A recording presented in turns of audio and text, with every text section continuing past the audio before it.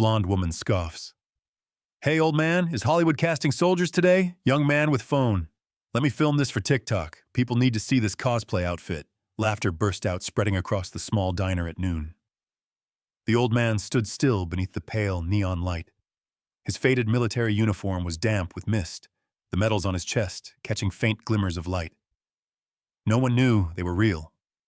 No one knew that each piece of metal had been earned with blood and with the lives of brothers who never came home.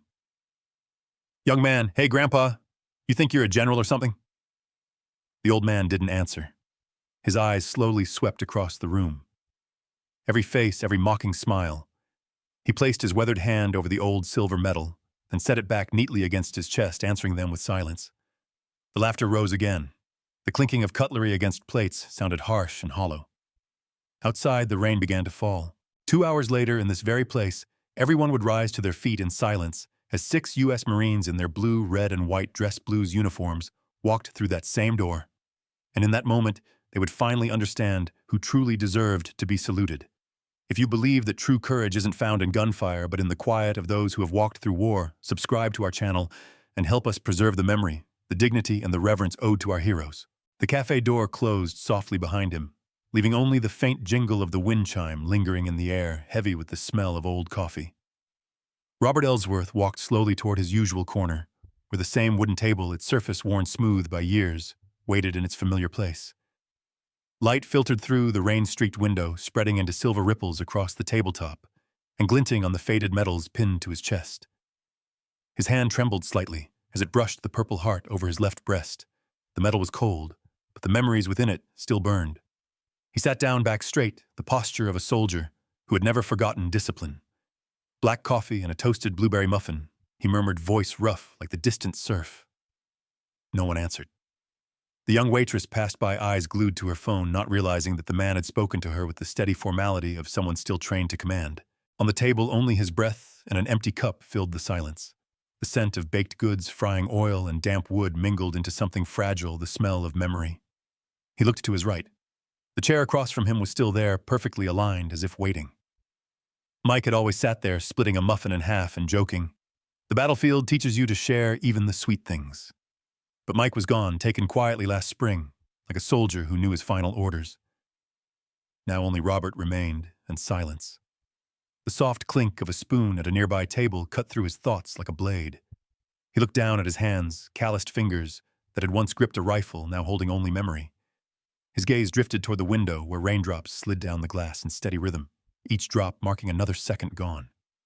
On the wall, the old clock read 12:15. He knew what that meant. At that very hour in 1967, the artillery had begun to thunder over Dak To. The smell of gunpowder, the roar of helicopters, the screams in the jungle, they returned in a single heartbeat. He could still see the eyes of the young soldier who fell beside him, could still feel his hand pulling that boy through mud and blood. Hold tight. We're going home, he had said, and he had kept that promise for everyone who lived. Now he sat in a small-town diner whose people didn't even know the name Dak To. Yet he still sat ready, the kind of readiness that never leaves a soldier. If someone were to call out Staff Sergeant, he would still rise. Another server glanced his way, then looked off quickly, not out of cruelty, but because they no longer recognized the value of a faded uniform. Robert stayed silent. He wasn't angry, only sad the way one feels seeing a tattered flag left unrolled and forgotten.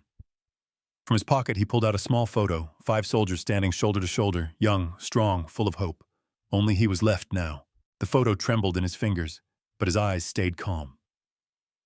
Outside, the rain thickened. Streams of water raced down the window like the passage of years no one noticed. A group of teenagers burst through the door, laughter cutting through the stillness, the scrape of chairs and the sharp beat of a phone's music filling the air. Robert didn't turn. He simply placed the photo on the table facing the empty chair, as if still speaking to the friend who once sat there. Mike, he whispered low but steady. I'm still here this year. No one heard him. Only the rain answered, tapping in soft, even rhythm under the eaves. His eyes lifted to the gray sky beyond the glass. Today marked 57 years since Dak. To the day he lost his brothers and the day he learned the hardest lesson of war to survive is to remember. He lifted the cup, took a slow sip, bitter cold, familiar. No one spoke to him. No one thanked him.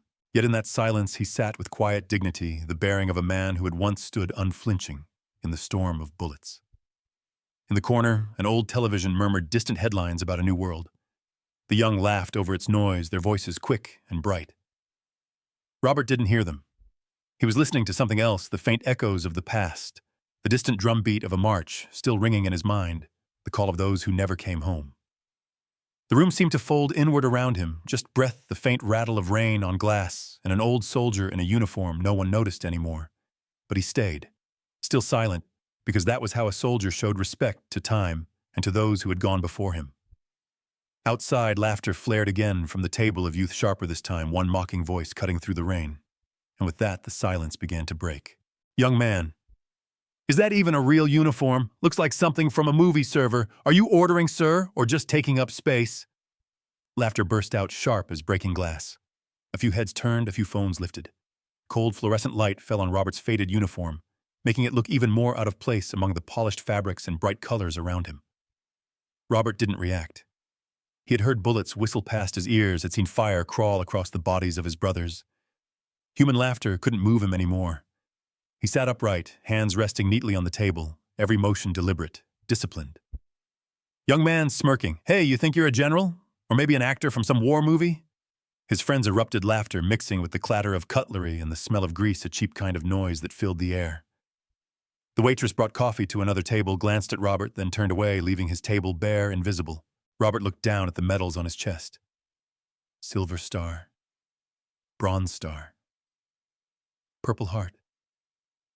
3 small pieces of metal heavy enough to carry blood fire and the souls of the fallen. He brushed them softly, fingers trembling as if tracing the names of his brothers, carved into memory. Young woman mocking. "I swear Halloween isn't even here yet." Another round of laughter. Robert drew in a long breath and closed his eyes. For a heartbeat, the laughter changed. It became gunfire. The jungle of Dak To returned, black smoke, burning leaves, bodies falling. He saw Mike shouting through the haze, "We don't leave anyone behind." He opened his eyes. The jungle vanished. The cheap diner light returned. The gap inside his chest closed again like an old door. Robert softly. "Just another rainy day, Mike."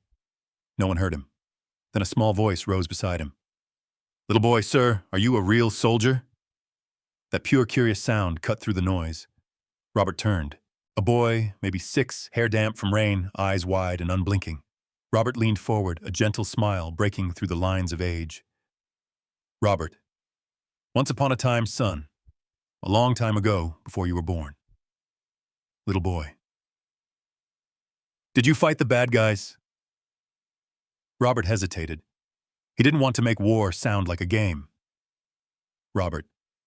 "I protected my friends. That's what soldiers do." The boy nodded solemnly, as if he'd just understood something much bigger. "My dad has a uniform, too. He's far away." The light in the boy's eyes softened something inside Robert. He placed a hand on the child's shoulder, feeling a warmth he hadn't felt in years. But the moment shattered when the mother rushed over, yanking her son back. Mother sternly, "Don't bother the man, Tyler." Little boy, innocent. "But he's a real soldier." Mother. "Enough, don't talk to people like that." Her eyes darted away, not from anger, but from shame at not understanding what she was rejecting. Robert watched them leave his gaze quiet as the gray sky outside. The empty chair beside him remained, and the child walking away felt like the shadow of the friend he once promised to protect forever. The diner returned to its rhythm laughter phone screens, the hiss of the coffee machine. But Robert stayed still, not eating, not drinking. The dim light from the window glinted off his medals, making them shimmer faintly, like spirits that refused to fade. Young man snickers. Guess the old guy's lost it, probably imagining his glory days.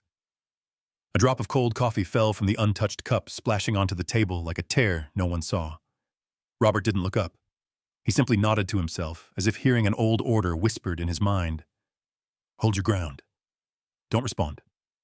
Outside, the rain thickened. He laid a $10 bill on the table, though he'd never been served. An old habit, a soldier's instinct to always pay his share even when unseen. Then he stood carefully, buttoning his jacket, smoothing the wrinkles on his faded uniform. The laughter in the diner faltered as he walked toward the door. A few people looked up, not with respect, but with curiosity. The door closed behind him, the wind chime jingled once the only sound left of silence. And outside, beneath the rain-soaked awning, something subtle began to stir, the first quiet movement of justice arriving without being called by name. The rain had grown heavy when Robert Ellsworth pushed open the diner door. The wind chime gave a short, fragile ring before being swallowed by the pounding of rain on the tin roof. He stepped down the wet steps, his old combat boots soaked through, yet his posture remained straight, as if he were standing at attention before an unseen ceremony. Inside, the $10 bill still lay on the table, payment for a meal never served. He didn't look back. The cold rain swept across his shoulders, carrying with it the scent of earth and gasoline, the familiar breath of distant years. His right hand reached into his inner pocket and pulled out a scratched flip phone. The screen flickered through a haze of rain, but his fingers dialed with the precision of a man who once transmitted coordinates under fire. His voice was low, hoarse, but every word distinct. "Robert, it's time." He closed the phone. The soft click echoed like the end of a chapter. Then he stood still, leaning slightly against the wooden post of the awning, eyes fixed on the empty road ahead. Raindrops slid from the metals on his chest, streaking down his jacket like threads of silver. The streetlight's glow caught the silver star, sending out a faint glimmer like a salute from the past. Inside, a quiet discomfort spread. A middle-aged man glanced toward the window, then quickly lowered his head, pretending to be busy. The young waitress, the one who had been watching in silence, hesitated for a few seconds, then poured a fresh cup of coffee. The kettle hissed steam rising into the cold air. She carried it out, her hands trembling slightly in the chill. Waitress, softly. "On the house, sir." Robert accepted it, his hands warming around the ceramic cup. "Robert." "Thank you. I'm waiting for some old friends." She stood there for a moment, unsure, her eyes filled with a mix of sympathy and confusion. Inside, the manager caught her eye, shaking his head. She nodded faintly and turned back, leaving Robert alone once more, his figure merging with the curtain of rain, silent and unyielding. Time slowed. The rain fell in even rhythm, counting each passing minute. He checked his watch, the minute hand touched 12. 2 hours since he'd entered the diner. The small awning barely kept him dry. His hair was drenched water streaming down his weathered face, but his eyes stayed open and alert, fixed on the distance like a sentry waiting for the signal. A truck passed by, sending water splashing over the curb, but he didn't move. The wind picked up, tugging at a row of tiny flags strung along the diner's porch, red, white, and blue, soaked and frayed. Robert watched them flutter weakly, nodding once as if recognizing an old sign. Inside, the group of young people had gone silent. Their laughter had vanished some time earlier. One of them whispered, "Is he still out there?" No one answered. They all saw him, but no one wanted to admit it. The unease hung heavy in the air. The little boy, Tyler, peeked over the edge of the booth. "Mom, he's still there," he said softly. The mother didn't reply, just tightened her grip on his hand, her eyes fixed on the table. Robert stayed. The rain came down harder, sheets of water crashing from the roof. Droplets fell before him, breaking against the ground like small explosions. He lifted the cup and took a slow sip. The bitter taste mingled with the damp wind, the flavor of memory and waiting. He thought of Mike, of the brothers who never made it home, of the radio crackling through smoke and chaos. "Hold at the old coordinates. I'm coming." That voice still echoed in his head. Robert smiled faintly. Robert, whispering, "I'm still waiting, Mike." A strong gust swept through, carrying with it a deep rumbling sound from afar engines. At first distant, then closer. 1, then 2, then 3. The rhythm was steady, deliberate, unmistakable. These were not civilian vehicles. He knew that sound too well to mistake it. Inside the diner, people near the windows began to stir. Dark silhouettes emerged through the rain, headlights cutting through the gray curtain. 3 black SUVs rolled into view, slow and synchronized, each bearing military plates, like the measured footsteps of memory returning home. Robert lowered the cup, adjusted his collar. From his pocket, he drew out a worn service cap and placed it carefully on his head. His posture straightened even more. The years seemed to fall away. His eyes shone faintly beneath the rain's shimmer. The wind carried the scent of oil and metal, the smell of long-ago days. Inside, chairs scraped back. People rose, gathering near the windows. Someone murmured, "Those are military vehicles." "What's going on?" No one replied. They only watched breath caught in their throats through the veil of rain at the lone soldier standing outside, calm, motionless, as if he already knew exactly what was coming. The engines stopped. The rain kept falling, but suddenly the world felt quiet. A final droplet slipped from the roof, splashing onto his worn boots, and in that single moment, silence gained its weight. Then the car doors opened, and the air inside the diner tightened. Justice had arrived not through words, but through the solemn ritual of honor. 3 black military SUVs came to a synchronized stop in front of the diner. Their headlights cut through the rain like bright blades slicing across time. All 3 doors opened at once. 6 United States Marines stepped out, their dress blues, immaculate deep navy coats trimmed in red-white gloves, gleaming insignias shining beneath the gray sky. They formed a straight line, moving in perfect cadence, each step heavy with the weight of discipline and tradition. Robert stood tall, adjusting the brim of his service cap. He raised his hand in a crisp salute, the motion so precise that even the youngest in the diner forgot to breathe. The 6 Marines facing him returned the salute in unison, holding it for several seconds. The rain kept falling, but no one seemed to feel the cold. Captain Wilkins. "Staff Sergeant Robert Ellsworth, sir." The voice cut clearly through the rain, deep, steady, commanding. Robert answered, his tone aged but firm. "Robert, at ease, Captain." In that instant, time itself seemed to stop. Inside, everyone froze. The waitress halted mid-step behind the counter. A man with a spoon in hand forgot to stir his coffee. The laughter that had once filled the room dissolved into a silence so dense it was almost tangible. The 6 Marines entered. Rain streamed down their pressed uniforms, dripping onto the tiled floor in perfect rhythm, like the slow beating of ceremonial drums.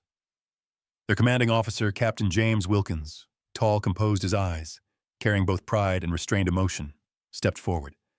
His voice filled the diner, solemn and resonant, as though speaking inside a cathedral. "Captain Wilkins. Ladies and gentlemen, we're looking for the table where Staff Sergeant Robert Ellsworth sat this morning." No one spoke. He paused, then continued slower, the words heavy with meaning. "Captain Wilkins. The man you mocked is the man who saved my father's life at Dak To in 1967. Somewhere a glass fell and shattered. The sound cracked through the stillness and faded. The entire room stopped breathing. The blonde woman bowed her head, her hands trembling in her lap. The young man who had recorded the video stepped back, his face pale and hollow.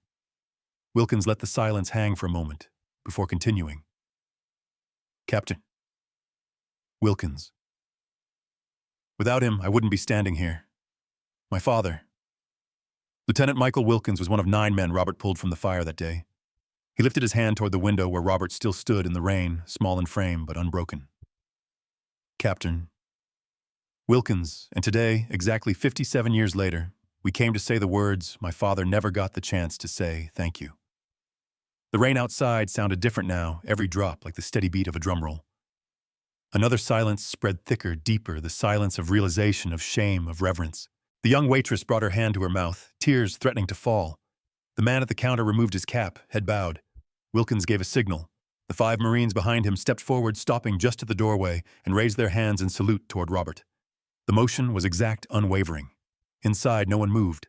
The same people who had laughed now stood watching, their faces pressed to the glass, separated from the old man by a curtain of rain, a barrier between ignorance and truth. "Captain Wilkins. Staff Sergeant Ellsworth, on behalf of the United States Marine Corps, it is my honor to salute you." He stepped closer, saluting sharply. The faint clap of wet gloves meeting sounded like a vow.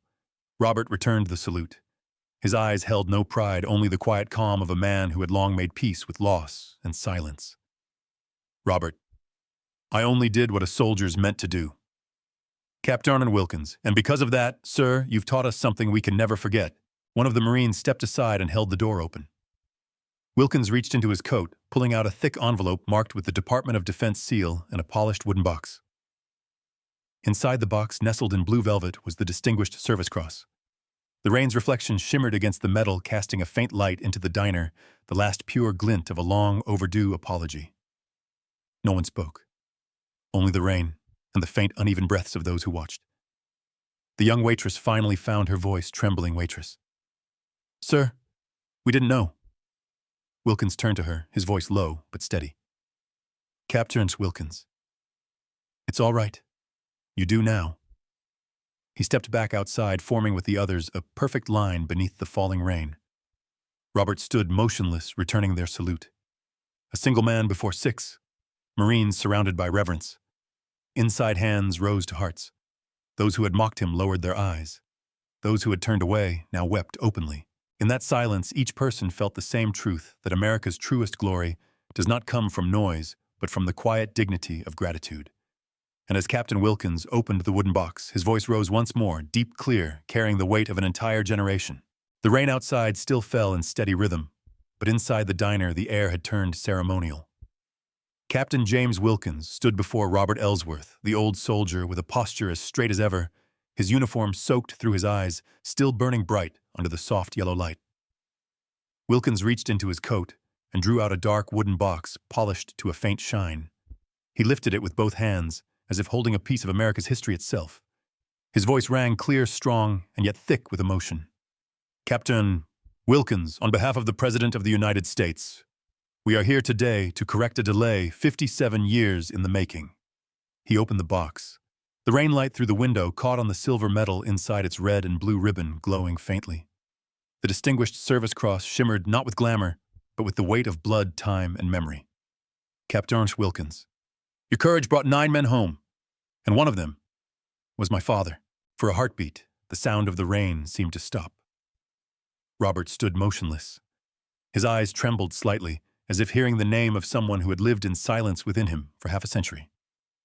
Robert Horse, I only did what any soldier would have done.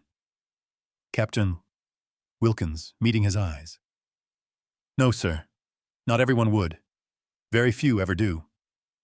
Wilkins stepped forward and pinned the medal onto Robert's left chest. His hand shook faintly as it touched the worn fabric. The light from the window broke through the rain, striking the medal, making it gleam like a torch in the storm. The room fell utterly silent. The old man stood rigid, one trembling hand pressed over his heart, lips closed tight. His face neither smiled nor wept. It simply held the calm of a man witnessing justice return after a lifetime of waiting. Inside the diner, everyone slowly rose. A middle-aged man placed his hand over his heart. Another followed. Then another. One by one, the entire room stood in reverent silence. No one spoke. No one dared break the moment. The rain tapped against the roof, mingling with the slow thudding of hearts. Each drop fell like the beat of an invisible drum, the march of remembrance. Wilkins stepped back, standing at attention. Behind him, 5 Marines raised their hands in perfect unison, their salutes sharp and pure, a prayer made of motion. Robert returned the salute. His figure seemed small among men half his age, yet in their eyes no one saw an old man, only a symbol, a soldier who still stood tall after everything. Wilkins bowed deeply. Captain. Wilkins, sir. My father always said, if he hadn't gone back the 3rd time, none of us would have made it. He lifted his head, his voice tightening. That day you were wounded, but you went back again, through fire, through the shells. You pulled each man out one by one. Today, every one of them, everyone still alive, sends you their gratitude. Robert nodded softly, his lips barely moving. Robert. They were the heroes. I only did my duty. Wilkins held his gaze for a long moment, then answered with quiet conviction. Captain Wilkins. No, sir. You're the reason they made it home. A single ray of light broke through the wall of rain and fell across Robert's face. He lifted his chin. The pale blue of his eyes reflected the gray sky, the eyes of a soldier who had seen both hell and home. For that one breath of time, everything seemed to stop. The silence grew so pure, it felt sacred. Somewhere a woman began to cry. The sound spread a chain of quiet sobs filling the space. The young waitress behind the counter wiped her tears with her sleeve. The boy who had once filmed the mockery hid his face. A man near the door removed his cap and bowed his head in prayer. Wilkins turned to the crowd, his voice low but firm. Captain Wilkins, if anyone here has ever wondered what real courage looks like, this is your answer. Robert said nothing. He stood at attention, hand over his heart, the new metal gleaming beneath his fingers. Among the streaks of rain on his face, no one could tell which were raindrops and which were tears. When Wilkins finally lowered his salute, the entire room mirrored him. Hands pressed to chests. No slogans, no anthem. Just a silence so deep, it became music, the music of honor and gratitude. Robert lowered his hand, nodding gently toward Wilkins. A small smile crossed his lips, enough to carry 1,000 unspoken words. Thank you for remembering that America still does. As Wilkins turned, he gave a brief signal to one of the Marines behind him. The man stepped forward, carrying another wooden box, its surface sealed and waiting. Inside it lay something unexpected, a final chapter still waiting to be written. The diner felt different now, quiet, heavy with emotion.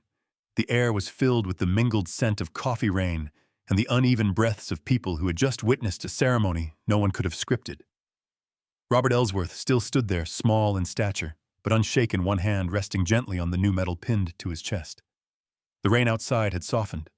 Only a few drops slid down the window, reflecting the golden light within. The young waitress, the one who had brought him coffee earlier in the storm, was the first to step forward. Her face was streaked with tears, her voice trembling. "Server, I'm so sorry, sir. I didn't know. I truly didn't know."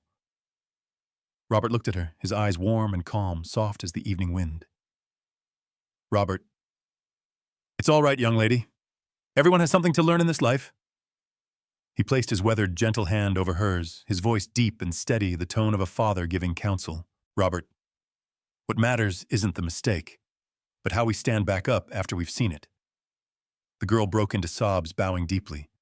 Behind her, the young man who had filmed the mocking video stepped forward, face pale with shame. He held his phone in one shaking hand, voice breaking.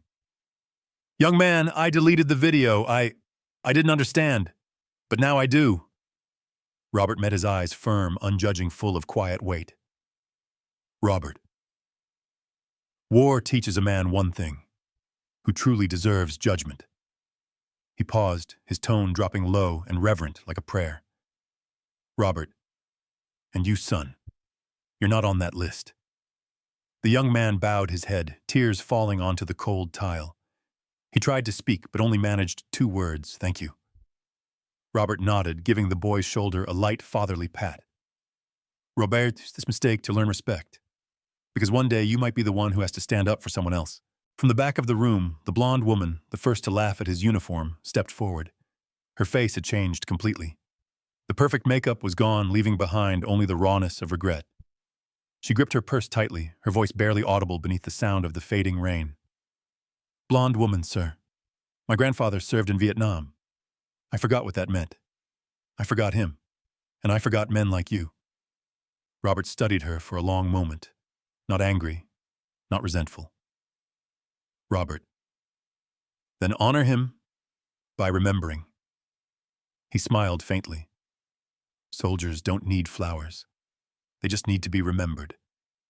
The woman broke down, grasping his hand without another word. In that small room, everyone felt something shift, quietly, powerfully, not through speeches, but through a silent exchange from one heart to another. Then a small voice broke through, clear and innocent. "Boy, sir, I made this for you." Every head turned. Tyler, the little boy from earlier, stood holding a small, crooked card hand-drawn with a waving American flag and uneven letters that read, "Thank you for protecting my daddy's friends." Robert knelt down, taking the card with both hands. The boy looked up at him, his wide eyes shining. "Robert, it's beautiful, son. Who did you draw it for, boy?" "For you, and for my dad. He's in Afghanistan. I just wanted to say thank you." Robert nodded slowly, his voice trembling now, softer than before. "Robert, then when your father comes home, tell him, an old soldier says thank you." The boy smiled, small and bright, lighting up the damp room. The air inside seemed cleansed of the bitterness from that morning. No one saw an old man anymore, they saw a living emblem of courage. Robert stood among them, the child's card still in his hands, his gaze lifting toward the American flag outside, now drying in the evening breeze, fluttering free once more. Captain Wilkins watched from across the room, head slightly bowed, a proud, knowing smile crossing his face. He understood then that not all victories are written in fire and steel. Some are written in the way a soldier teaches the next generation the meaning of honor. Around them, the last tears fell. No one spoke apologies now, only their eyes did heavy with gratitude and respect. Robert placed a hand gently on the boy's shoulder, his eyes sweeping across the room. Then quietly, he said, perhaps only to himself, "Robert, maybe. America hasn't forgotten after all. And when the door opened, the last rays of sunset spilled through, glinting against the silver cross on his chest. Everyone in that diner understood this story wasn't over. The legacy of courage would go on, written by new hands yet to come. The next morning, the first light of dawn filtered through the mist that blanketed the small town. Across news broadcasts, social media, and the front page of The Patriot, a single image had captured the heart of the nation: 6 U.S. Marines in full dress uniform, saluting an old man in a faded military coat beneath the rain. That photograph, taken at the very instant the metal gleamed through the storm, bore the title, "The Last Salute." In the picture, Robert Ellsworth neither smiled nor wept. He simply stood upright, one hand over his heart, eyes fixed on a distant horizon where his brothers still rested in Dak To. The small diner from the day before was now filled to the brim. People came not to eat, but to be silent. The corner table where Robert had once sat was cleaned and draped in a spotless white cloth. On it lay a brass plaque engraved with the words, "The Silent Heroes, table for those who stood tall in silence." No candles, no flowers. Only a cup of black coffee and a single blueberry muffin, his usual order. Beside them, a small American flag stood in a glass, its reflection wavering on the wall like a living memory. A few days later, the owner quietly built a wall of honor along the main wall of the diner. At its center hung the photograph of Robert during the ceremony, but when shown the design, Robert had only one request. "Robert, add the faces of those who never came back. They're the real heroes." The owner nodded, and slowly the wall filled with portraits, young, resolute faces, some smiling, others gazing straight into the camera, as if they hadn't yet had the chance to say goodbye. People began bringing in old insignias, letters, and family photos. Each item carried a story, a fragment of memory, restoring what America had once forgotten. The young man who had filmed that cruel video enlisted in the military. In a letter he left for the diner, he wrote, "I once mocked a hero. Now I just want to learn how to stand like him." The letter was framed in glass and placed beneath Robert's photograph. The blonde woman organized a fundraiser, naming it the Ellsworth Scholarship for Veterans' Children. On stage during her speech, her voice trembled. I had forgotten my grandfather and his generation. An old soldier reminded me that memory must never fall into silence. The young waitress, the one who had brought Robert coffee that rainy afternoon, still worked at the diner. When asked about that day, she would smile softly and say, "He never got angry, never blamed anyone. He just said one thing: remember." And we did. Years passed. Each year on the anniversary of Dak To, the diner opened early. The 6 Marines from that day, now higher in rank, would return. They sat with Robert at the same old table, each with a cup of black coffee. Few words were spoken. They didn't need them. The silence between them told the stories of those who couldn't come back. The boy Tyler had grown up. Every year, he and his mother came to the diner bringing the same little card he had once drawn. When Robert saw it, he always smiled. "Robert, you've kept it well, son. Let it be the little flag you carry in your heart." Then one quiet morning, Robert was found seated at that familiar table. The coffee cup before him still gave off faint steam. The muffin was untouched. He had passed away in his sleep, peaceful like a soldier who had completed his final mission. On his chest still gleamed the medal from that rainy day, glowing softly in the morning sun. His farewell ceremony took place right there in the diner. The 6 Marines lined up and saluted in unison. The American flag was draped over his casket, then folded carefully into a triangle and placed upon the Silent Heroes table. The waitress laid beside it an old faded card, Tyler's now yellowed with time. That day, the flag outside the diner flew higher than ever before. The sunlight reflected off the wall of honor, casting hundreds of faces in its glow, the fallen and the one who had lived to remember them. A small boy pointed to Robert's picture and asked Mom who was he. His mother smiled gently and answered, "He's the man who taught us to bow our heads before courage." Outside, the wind stirred. The flag rose proudly into the clear blue sky, as if the hands of one generation still sheltered the next. And then the narrator's voice came slow and reverent, like a prayer. Courage doesn't need a battlefield, only a heart that remembers. Brave veteran stories. We remember the quiet heroes,